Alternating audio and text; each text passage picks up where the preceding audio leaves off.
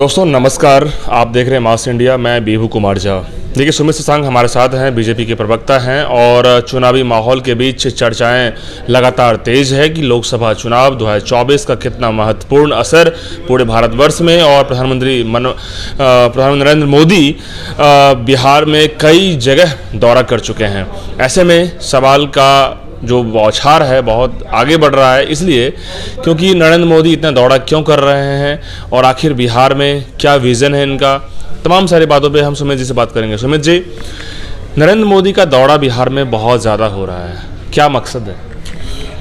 देखिए, एक समय था जब कांग्रेस सत्ता में थी और इनके प्रधानमंत्री देश में कहीं नहीं जाते थे, सिर्फ विदेश दौरे पे रहते थे और विदेश दौरे पर भी वो काम से नहीं रहते थे, बिना काम के हॉलिडे मनाने के लिए रहते थे।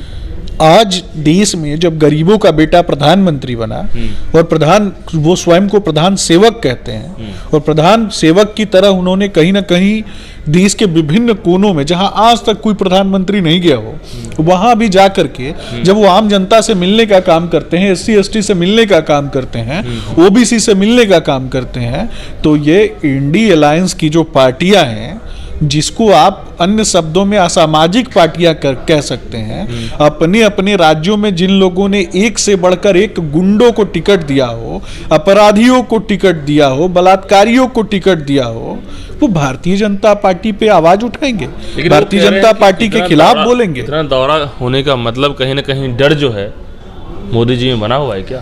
गरीब का बेटा जब अपने भाइयों के बीच में आता है तो इन लोगों को लगता है कि डर लगा हुआ है। डर और भय का वातावरण लालू जी से ज्यादा किसी को लगता होगा क्या?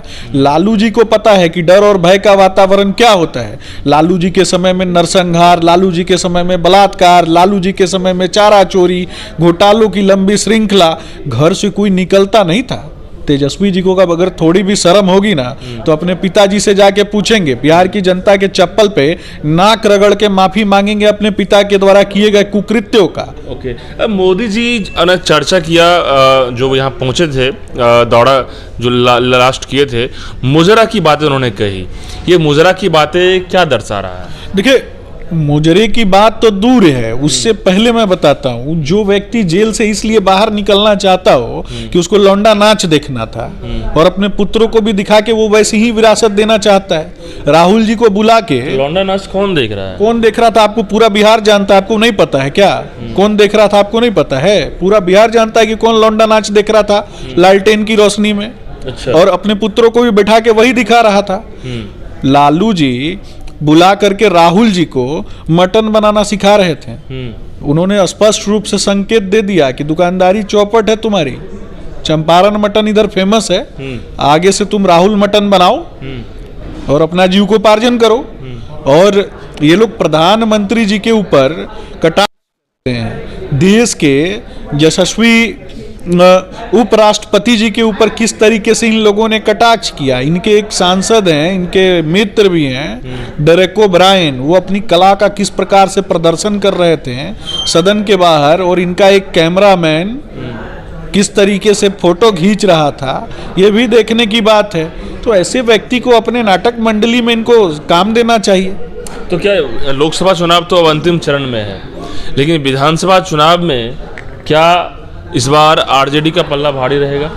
गुंडों की पार्टी को उखाड़ के फेंकने का काम भारतीय जनता पार्टी का नेतृत्व तो बहुत अच्छे से जानता है और बिहार की यशस्वी जनता इन गुंडों से, गुंडों की पार्टी से, गुंडों की जमात से नहीं डरती है। और ऐसे लोगों को संवैधानिक भाषा में, कानूनी भाषा में भारत की और बिहार की यशस्वी जनता जवाब देना जानती है।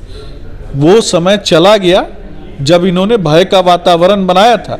आज राम राज्य के संकल्प के साथ पूरा देश आगे बढ़ रहा है। देश में नरेंद्र मोदी जी का शासन है और देश नरेंद्र मोदी जी का सेवा काल चल रहा है। तो गरीब के बेटे का जब सेवा काल चल रहा है तो गुंडा पार्टियों को सतर्क रहना चाहिए कि अगर किसी भी आम आदमी को छुआ तो हिसाब होगा। ऐसे लोगों का हिसाब किताब बहुत अच्छे से करना जानते हैं। सुमित जी, बिहार के लोग ये कह रहे हैं कि भले ही लोकसभा चुनाव में मोदी जी कितना भी माहौल बना ले, कितना भी सीट ले ले, जो मर्जी कर ले, लेकिन विधानसभा में तो इन्हें जो है सोचने के लिए मजबूर होना पड़ जाएगा। गुंडा पार्टियों के समर्थकों के पास जाकर के बाइट लीजिएगा तो गुंडा पार्टी के समर्थक क्या कहेंगे? जो कुछ एक गुंडा पार्टियों के समर्थक स्पॉन्सर्ड बालू माफिया, भू माफिया, शराब माफिया टीम जो है, वो तो अपने शहजादे को कहीं ना कहीं महिमा मंडन तो उनका करेंगे ना। उनका दाल रोटी, उनका जीवन जो है उसी पे चल रहा है।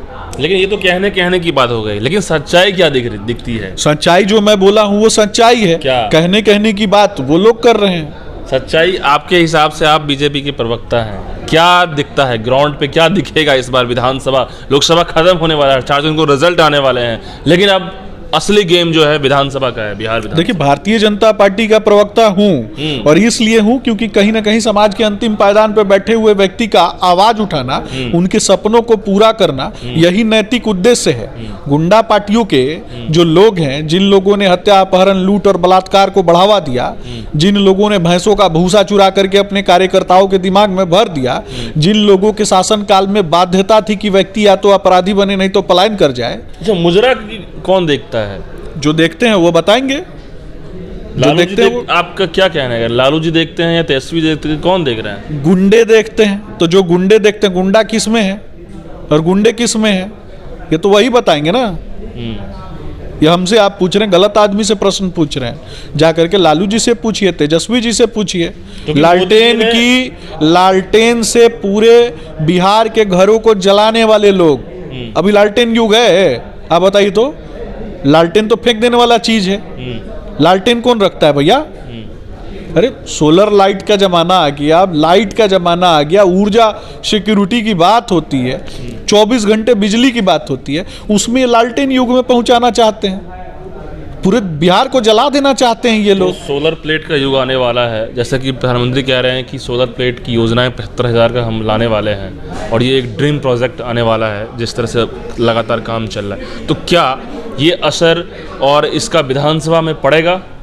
निश्चित रूप से विधानसभा भी सारी की सारी सीटें जो हैं लगभग वो भारतीय जनता पार्टी इसलिए जीतेगी क्योंकि हमको सेवा करना है। कितना सीट विधानसभा में? सारी की सारी सीटें जीतेंगे, ज्यादातर 200 से ज्यादा सीटें जीतेंगे। ओके, तो सुमित जी थे जिन्होंने कहा है कि सिर्फ लोकसभा ही नहीं, विधानसभा भी इस बार कहीं ना कहीं बीजेपी का धमाकेदार होगा, और इस बार कहीं ना कहीं परफॉर्मेंस इतना ज़बरदस्त होगा कि बीजेपी की सरकार यहाँ पे बिहार में बनेगी, ये आश्वस्त कर रहे हैं सुमित जी। और बाकी जो भी अपडेट्स है वो कमेंट में बताइए। धन्यवाद।